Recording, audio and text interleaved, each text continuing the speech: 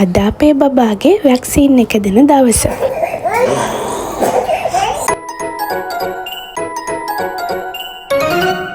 කොහොමද ඔයාලා හැමෝටම? අද නම් ඉතින් මට චුට්ටක් දුක හිතෙන දවසක්.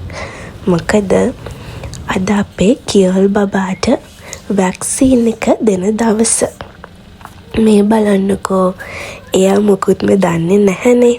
දැන් ඉතින් ලෑස්ති වෙලා ඉන්නවා එයාව එළියට එක්කගෙන යනකම්. එයා හරිම ආසයි එළියට යන්න. දැන් මේ එයාව ලෑස්ති කරලා අපි දෙන ලෑස්ති වෙනකන්වත් එයාට ඉන්න බෑ එළියට යන්න තියෙන ආසාවට. හැබැයි එයා දන්නේ නැහැ තාම අපි මේ යන්නේ එයාගේ වැක්සින් එක දෙන්න කියලා. අපේ බබාගේ වැක්සින් එක අපි කරන්නේ අපේ කියල් බබා ඉපදුනේ ඩුබායි වල තියෙන ප්‍රයිවට් හොස්පිටල් එකකනේ. ඒ වුණාට මෙහි ඉපදෙන හැම බබෙක්ටම ලොකු වියදමක් නැතිව වැක්සිනේෂන් එක කරගන්න මෙහි තියෙන රජයේ හොස්පිටල් වලින් පුළුවන්. එහෙම හොස්පිටල් එකක් තමයි ඩුබායි හෙල්ත් සෙන්ටර් කියලා කියන්නේ. හැම ඒරියා එකකටම වගේ එක මෙඩිකල් සෙන්ටර් එකක් ගන්න තියෙනවා. අද මේ අපි ආවේ ඒ වගේ මෙඩිකල් සෙන්ටර් එකකට. මේකේ ඇත්තටම අපි ප්‍රයිවට් හොස්පිටල් එකකට බබාගේ වැක්සින් එක දෙන්න ගියොත් ලොකු ගාණක් යනවා. මෙතන එච්චර ලොකු ගාණක් යන්නේ නැහැ. පොඩි ගාණක් තමයි යන්නේ බබාගේ හෙල්ත් කාඩ් එක ගන්න. ඩිරම් 120ක මුදලක් වගේ තමයි යන්නේ. අවුරුද්දකට වැලිඩ් හෙල්ත් කාඩ් එකක් තමයි තියෙන්නේ. ඒක ගන්නවා නම් අපිට ඔන්ලයින් ගන්නත් පුළුවන්. එහෙම නැත්නම් මේ වගේ හෙල්ත් සෙන්ටර් එකකට ඇවිල්ලා බබාගේ බර්ත් සර්ටිෆිකේට් එක, ඒ වගේම අම්මගේ හරි තාත්තගේ හරි වීසා එකයි, එමිරේට්ස් ID එක, ඒ ડોකියුමන්ට් එක පෙන්නලා බබාගේ හෙල්ත් කාඩ් එක මෙතනින් ගන්න පුළුවන්. ඒ හෙල්ත් කාඩ් එක ගත්තට පස්සේ තමයි මේගොල්ලෝ බබාගේ මාස 2 පළවෙනි වැක්සින් එකට අපොයින්ට්මන්ට් එක දෙන්නේ. ඊට පස්සේ මාස 2, මාස 4, මාස 6 සහ අවුරුද්ද. ඔන්න ඔය ටිකට තමයි පළවෙනි අවුරුද්දට තමයි ඒ ඩිරම් 120ක් දීලා හෙල්ත් කාඩ් ගන්න ඕනේ. ඊට පස්සේ දෙවෙනි අවුරුද්දට ආයෙ හෙල්ත් කාඩ් එක අපි රිනිව් කරන්න ඕනේ. මෙතනදී තව හොඳ දෙයක් තියෙනවා. අපි බබාගේ වැක්සින් එක දෙන්න යන්න කලින් අපිට ડોක්ටර් කෙනෙක්ටත් channel කරන්න අවස්ථාව හම්බ වෙනවා. ඒ කියන්නේ මෙතන ඉන්න ડોක්ටර් බබාව බලලා තමයි වැක්සිනේෂන් එකට බබාව දාන්නේ. ඒකත් ඇත්තටම හොඳයි. එතකොට බබාට වෙන මොනවා හරි අසනීප අපහසුතා තියෙනවා නම් අපිට ඒ දේවලුත් මෙතන ඉන්න ડોක්ටර්ත් එක්ක කතා කරන්න පුළුවන්. මේ තියෙන්නේ අපේ බබාගේ හෙල්ත් කාඩ් එක. මේකෙත් අපේ ලංකාවේ වැක්සින් එකක් ගත්තාම ඒ වෙන රෙකෝඩ් එක වගේම මෙතනත් හැමදේම උස බර බබාගේ ඔළුවේ ප්‍රමාණය හැම දෙයක්ම මේකේ රෙකෝඩ් වෙනවා. අපේ බබාගේ පළවෙනි මාස 2 සහ මාස 4 මෙතන බර සහ උස බලනකොට අපේ බබාගේ බර චුට්ටක් අඩුයි. අපේ බබාගේ බර අඩුනේ ඇයි මම ඊට පස්සේ බර වැඩි කරගන්න මොනවද යාට කරේ කියන එක මම ඔයාලට මගේ ඊළඟ වීඩියෝ එකෙන් අරන් එන්නම්. මෙන්න මෙයා දැන් චුට්ටක් නැගිට්ටා. නැගිටලා හයියෙන් හොඳට මඬන්න පටන් ගත්තා. මොකද එයාට දැන් මෙතන තියෙන වටපිටාවත් හුරු නැහැ. එයා දැනගත්ත මොකක් හරි එකකට තමයි මේ ඇවිත් තියෙන්නේ කියලා. මෙතන ඉන්න බබාලත් චුට්ටක් අඬනවා.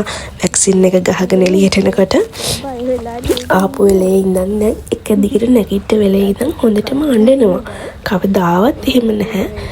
ඒ කියන්නේ අපි රූම් එකේ ඉද්දිවත් චුට්ටක්වත් එහෙම අඬන කෙනෙක් නෙවෙයි. එක දිගට අඬන්න ගත්තා. එයාට දරිලත් දන්නේ නැහැ. දැන් ඉතින් මම ඒක නිසා චුට්ටක් මේ එළියට ගෙන ඉන්නවා. මෙහෙ තිබින්න වෙයි කියලා බයින් ඉන්නේ හොඳටම. ඔන්නේ තිබෙන්න. මෙයාගේ මාස 6 වැක්සින් එකනේ. මාස 6 වැක්සින් එක විදිනකොට මෙයා අයියනේ අතලට එකගෙන ගියපු ගමන්ම අඬනවා. අඬනකොට කටත් එක්ක චුට්ටක් වේදෙනවා. බය ඉන්නේ මොකද දැන් කට්ටිය ඉන්න බබලා අඬනවා. ඔයෝනේ අපි යන්න ඇතුළට.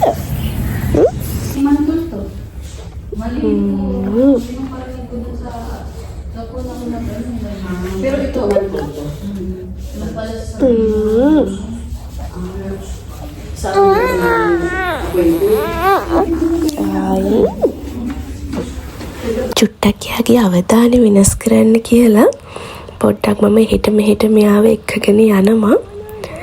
ඒත් හරියන්නේ එක එක බබාලා එළියට එනවනේ අඬ. එතකොට මෙයත් ගැස්සිලා ආයි චුට්ටක් බයෙන් බලාගෙන ඉන්නවා. ඔන්න දැන් බබාගේ වැක්සින් එක දෙන ටයිම් එක ආවා.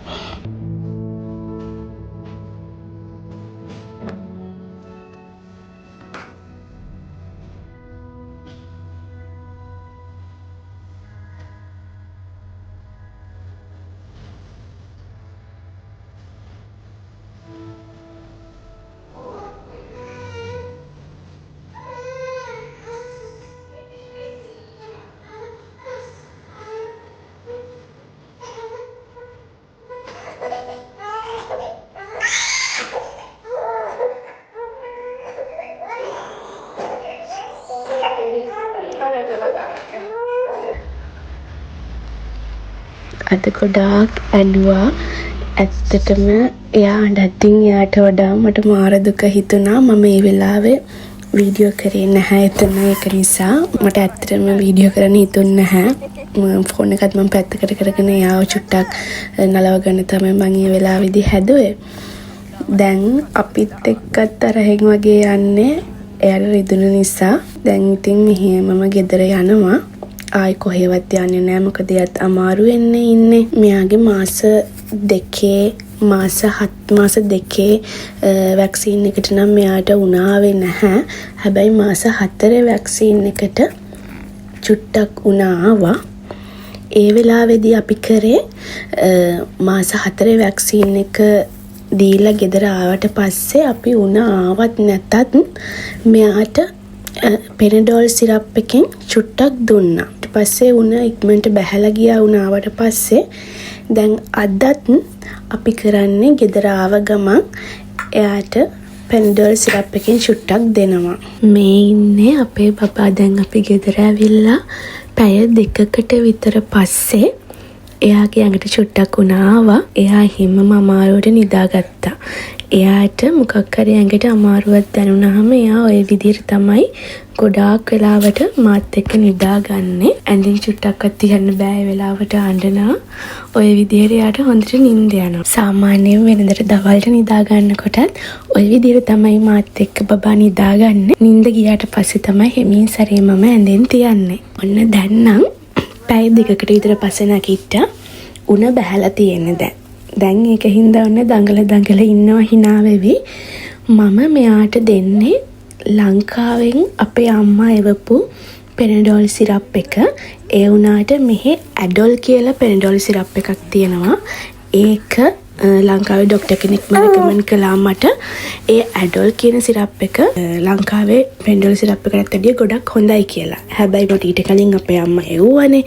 එවපු නිසා මම තාම පාවිච්චි කරන්නේ ලංකාවේ පෙනඩෝල් සිරප් එක.